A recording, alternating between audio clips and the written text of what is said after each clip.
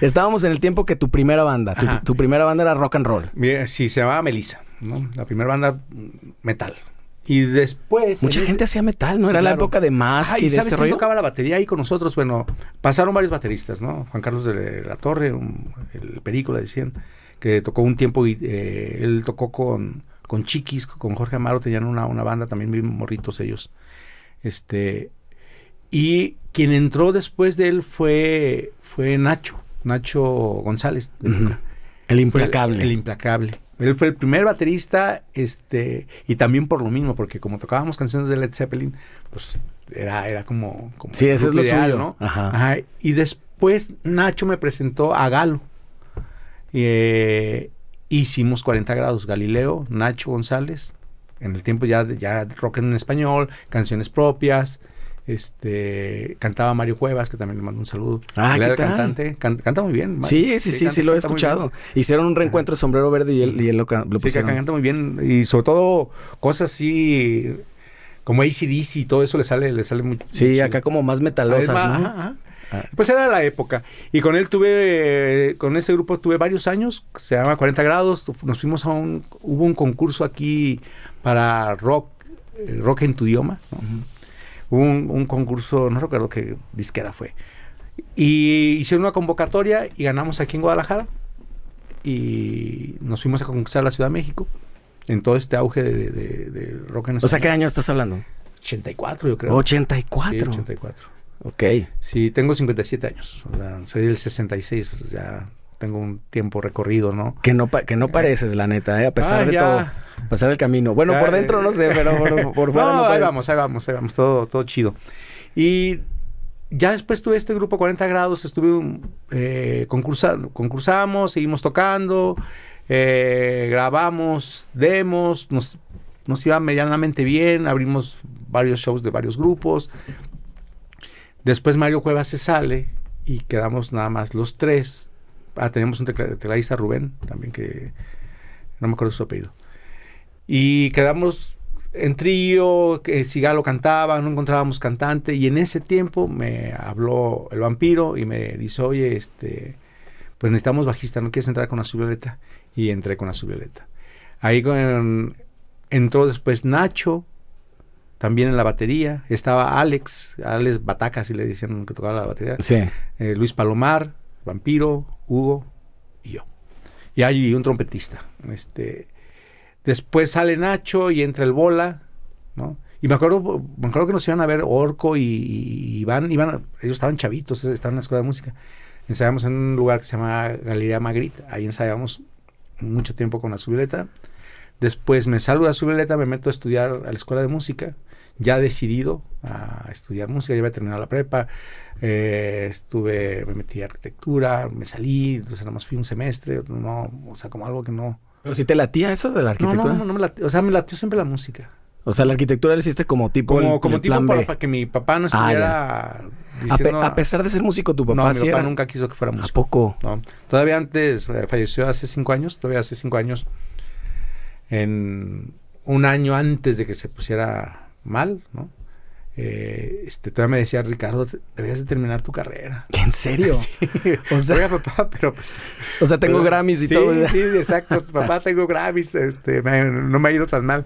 Y todavía él quería que terminara la carrera. Nunca estuvo muy de acuerdo, ¿no? Y también el ambiente y todo este rollo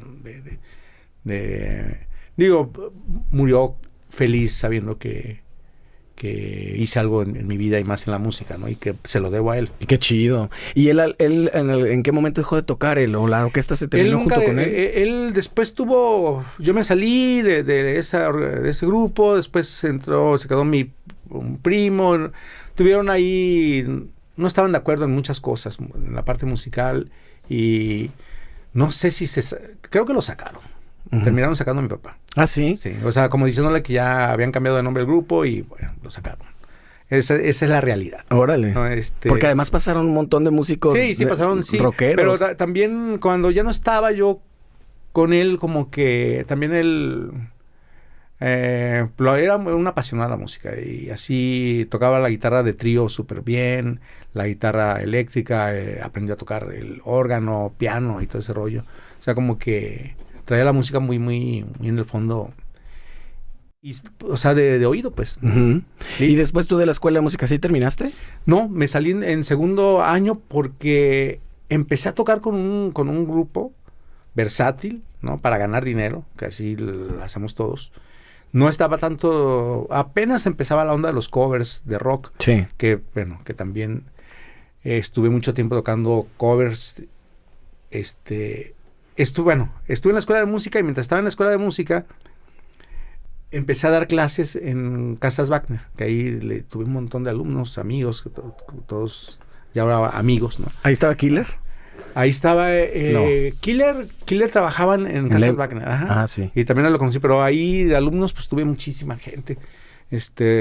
Raflex, César Corona, que Yuri, o sea, ¿no? un montón de gente y todos muy buenos, todos con mucho talento, que todavía siguen de músicos, ¿no? Ajá. La mayoría. Y ahí Sara fue a buscar un bajista porque tenía un grupo que se llamaba La Vida Mía. Jackie ya no tocaba con No, Mala Vida. La Vida Mía es lo que estás hablando. Perdón. Mala Vida. La Vida Mía es con lo que estoy tocando ahorita. Mala Vida. Y quería buscar un bajista. Entonces yo tenía tiempo sin tocar y le dije, pues yo entro. ¿Cómo tú entras? Sí, yo entro. Ella iba a que le recomendara un alumno. Y estuve un tiempo con Mala Vida y le digo, ¿sabes qué? Como que este proyecto no, ¿por qué no hacemos algo nuevo? Las canciones, o sea, estaba otra gente y empezamos La Dosis. Uh-huh. Entonces con La Dosis ya buscamos a Aldo, Ochoa, Tlemilco. Sí. Después entró Giancarlo, Gilberto, Nina. Grabamos un demo. Pero además una banda que para el tiempo no era nada común, la alineación y el estilo musical, porque no se usaba para nada, digo. No se usaba metales, ¿no? Exacto, metales para empezar. Ajá, creo que... Y los ritmos, ¿no? Ajá, y era más funk y empezamos con la onda del ska y todo ese rollo, que ya estaba La Maldita en ese tiempo. Sí. Pero La Maldita como mucho más fusionado, ajá, ¿no? Sí, y acá era pues, la idea era hacer un grupo de funk, ¿no? Nos firmó Sony, grabamos 3 discos. ¿Ya estás hablando ahí de principios de los 90s? ¿O ya, todavía 80s? Ahí estamos 90s, ahí ya estamos 96 más o menos. Sí. Ya estamos como o bien entrados los 90s. Sí, bien entrado en los 90s. Entonces nos fue muy bien con La Dosis. Tocábamos mucho, siempre nos iba bien en festivales aquí en Guadalajara, andábamos por la República tocando. Hicimos gira también así de camión, ir de toda la República. Ahí fue tu primer acercamiento real con una disquera así como grande. Sí, esa fue la primera. Esa fue la primer acercamiento. Muy bien, estuve... Como que todavía te tocó en la época donde era gran presupuesto, video, claro. Telehit, MTV. Sí, había presupuesto, a pesar de ser un grupo de rock, ¿no? La Dosis, sí hubo presupuesto para hacer videos, sí hubo presupuesto para viajar, para todo, ¿no? Para grabar. El primero lo produjo ahí se me fue, Toussaint, ahí se me fue el nombre, el baterista, se me fue el nombre, ya también, que ya falleció. Ajá. Ahorita a ver si me regresa el nombre. ¿Es Enrique? No, Enrique es el bajista. Es el bajista, claro. ¿Fernando? Fernando Toussaint. Fernando. Perdón. Pero mira, gran amigo y se me fue ahorita el nombre. La edad. Él lo produjo, el segundo disco yo lo produje, que es uno de covers, y después nos fuimos a Los Ángeles, 3 meses a Los Ángeles, a grabar el último disco que se llama Hidro. Hidro, donde hicieron un giro. Me quiero regresar poquitito porque ya produjiste tú. ¿Cómo te aventaste y tus compañeros dijeron, sí, Richie ya está listo para producir? ¿Ya habías producido antes? ¿Mande? No había producido. O sea, estaba en toda la parte de composición, toda la parte de arreglos, todo ese rollo, ¿no?